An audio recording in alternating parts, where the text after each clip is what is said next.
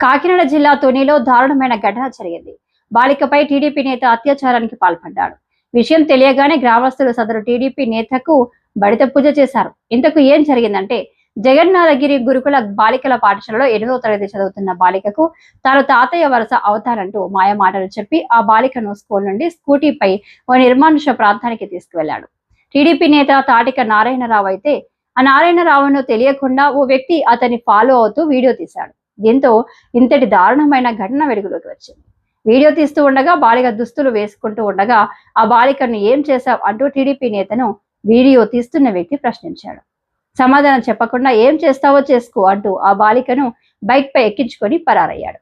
ఇందుకు సంబంధించిన video social మీడియాలో వైరల్ అవ్వడంతో పోలీసులు రంగంలోకి దిగారు. కేసు నమోదు చేసుకుని దర్యాప్తు చేపట్టారు.